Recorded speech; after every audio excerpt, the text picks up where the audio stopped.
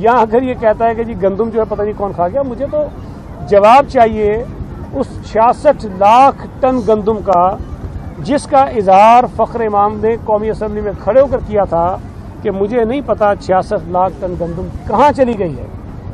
पंजाब जो है वो पाकिस्तान की गंदम की पैदावार का 70% पैदा करता है। पंजाब में जितनी गंदम की ज़रूरत है उससे ज़्यादा गंदम पैदा होती है। पंजाब की गंदम मुल्क के बाकी सूबों में जाती है।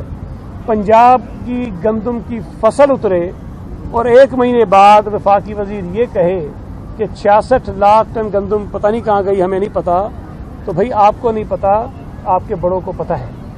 ये गंदम जो पीटीआई के एटीएम्स हैं उन्होंने गायब की है। जो चीनी का बहरान हुआ तो वजीर आजम ने नोटिस लिया और एक चीनी पर कमीशन बनाया। उस कमीशन की कोई 500 सफ़ात की इतनी मोटी रिपोर्ट है। उस रिपोर्ट के बाद कहा कि इसका हम फॉरेंसिक करवाएंगे। वो फॉरेंसिक भी हो गया। मुझे बताएं कि उस चीनी के क्राइसिस में और चीनी की कीमतों को बढ़ाने में जो माफिया मुलविस था वो कहाँ है, उसके खिलाफ कार्रवाई क्यों नहीं हुई है। सवाल ये पैदा होता है ना। डॉलर की कीमत बढ़ी तो इमरान खान साहब ने नोटिस लिया। नोटिस लेने के बाद किसके खिलाफ कार्रवाई हुई है, हमें बताया जाए। यूरिया का बहरान पैदा हो रहा है। अगले कुछ महीनों में यूरिया का मजीद बहरान बढ़ेगा। इन्होंने पहले से कहना शुरू कर दिया कि सिंध हुकूमत। और भाई आप बताइए कि अगर सिंध में भी अगर कहीं यूरिया का कोई मसला है तो बताया ना कि जी फलां आदमी ने फलां जगह पर रखी हुई है, नहीं बताते। तो ये यूरिया का बहरान भी पैदा हो रहा है। पेट्रोल का आपको याद है कि कुछ महीने पहले पेट्रोल पूरे मुल्क से गायब हो गया था और अचानक एक रात में 25 रुपये फी लीटर इजाफा किया गया था। हमें बताया जाए कि वो कौन सा माफिया था जिसको पेट्रोल की कीमत में 25 रुपये इजाफा करके फायदा पहुंचाया गया था। एलएनजी के क्राइसिस आते हैं, ये क्राइसिस पैदा किए जाते हैं। एलएनजी सस्ती मिलती है, नहीं लेते हैं, महंगी एलएनजी खरीदते हैं, इसलिए कि फर्नेस ऑयल का जो माफिया है उसको उन्होंने फायदा पहुंचाना होता है। उसके जो जिम्मेदार हैं उनके खिलाफ क्या कार्रवाई हुई है। चीनी जब आपके पास वाफिर होती है ये एक्सपोर्ट करते हैं, फिर वही चीनी महंगे दामों वापस इम्पोर्ट करते हैं। गंदम आपके पास ज्यादा होती है, ये एक्सपोर्ट करते हैं। फिर घटिया गंदम, सस्ती गंदम जो होती है उसको महंगे दामों पर ये फिर इम्पोर्ट करते हैं। ये कौन से माफियाज हैं जिनको फायदा पहुंचाने की कोशिश हो रही है।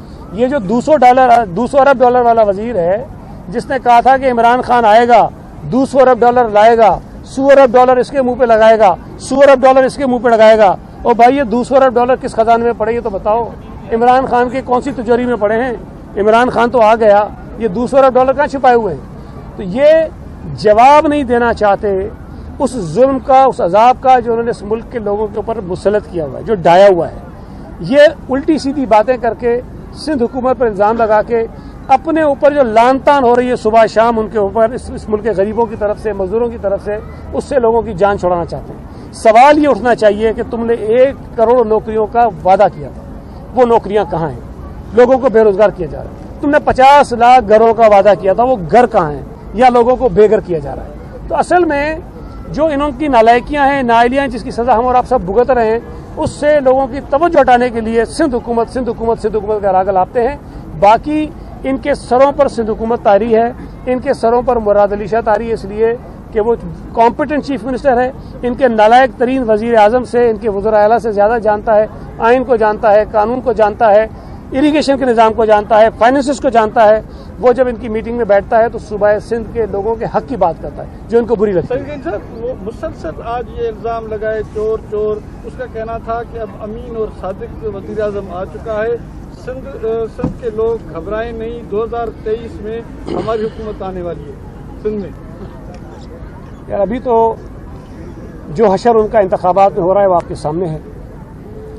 क्लिफ्टन कैंटोनमेंट बोर्ड जो इनका गढ़ है, जहां से आरिफ अलवी जीता, जहां से इमरान इस्माइल जीता, वहां कैंटोनमेंट बोर्ड के इलेक्शंस हुए हैं। उन इलेक्शंस में पीटीआई का जो हशर हुआ है वो आपके सामने है। 2 नशिस्तें जीती हैं।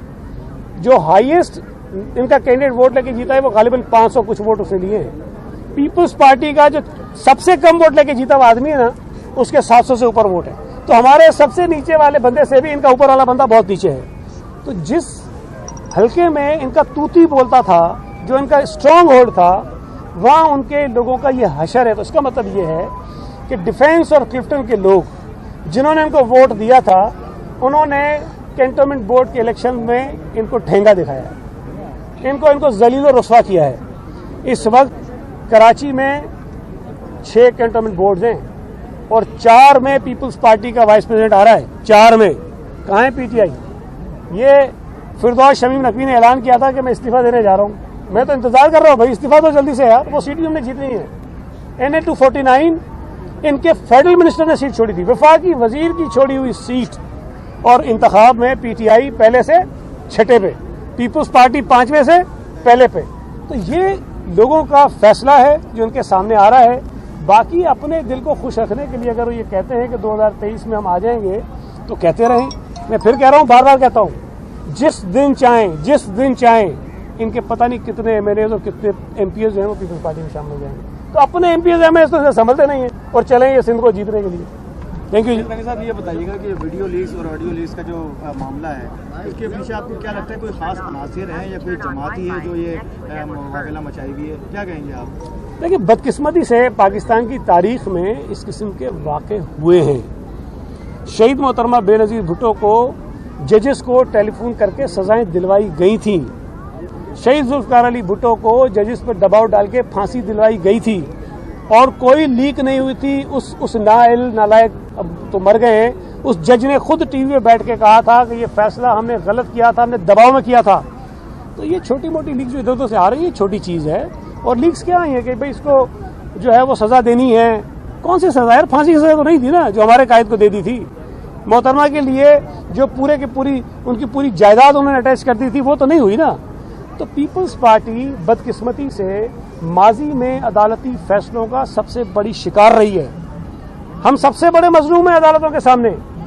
जो लोग आज मजलूम बन रहे हैं, हो सकता है इनके साथ भी ज्यादती हुई, मैं नहीं कहता, लेकिन इनके साथ यही हुआ है कि इनके घर की बिल्ली मरी है, हमारे लीडर शहीद हुए हैं। तो बदकिस्मती से ये अदालतों में जो इस किस्म के तारीख फैसले होते रहे हैं, इस किस्म के दबाव अदालतों पे आते रहे, और माजरत के साथ बहुत अदब है जजों का, उनके मकाम का, लेकिन इफ्तिखार चौधरी, साकिब निसार जैसे जज जो हैं वो पाकिस्तान की अदलिया के रोशन सितारे नहीं हैं, बदनुमा दाग हैं।